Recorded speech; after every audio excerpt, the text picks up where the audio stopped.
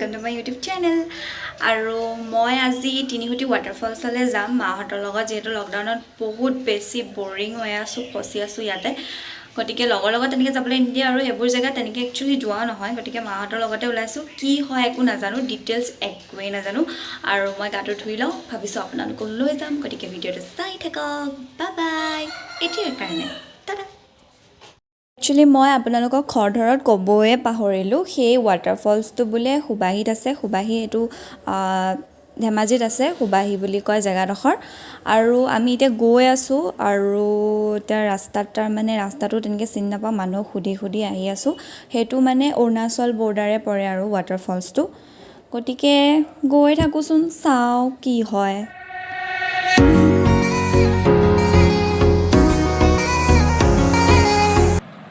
হল এতিয়া হে খা গানটো ভালকে বাজিবই নাপালে আমাৰ অৱস্থা দেখিছেনে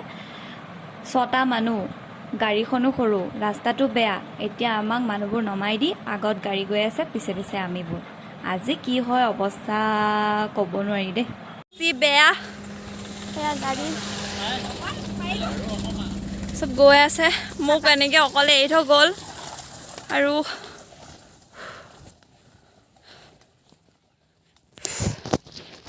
অৱস্থা বহুত বেয়া হৈ গৈছে অৱস্থা বহুত বেয়া গৈছে No god please no no বেয়া অৱস্থা যে আমি মানে waterfalls নাপালোগে এতিয়া গা ধুবলৈ গৈ আছো নদীত থাকো ভিটালিহঁতৰ ঘৰলৈ আহি পিনে আমি ভিটালিহঁতৰ ঘৰলৈ আহি ৰখি গলো আৰু মানে আমাৰ সাহস নাই waterfallsলৈ যাবলৈ আৰু বহুতে বহুত কথা কৈ আছে কাৰণে ভয় লাগিছে waterfallsলৈ যাবলৈ আৰু বহুত হাতী জেগাডখৰ বহুত বুলে ভূত চুত ওলাব পাৰে বুলি কৈছে হাতী চাতি ওলাব কৈ আছে সেইকাৰণে ঘৰৰ পৰা নপঠিয়ালে সেইকাৰণে আমি নদীত গা ধুবলৈ গৈ আছো এইগিটা সবে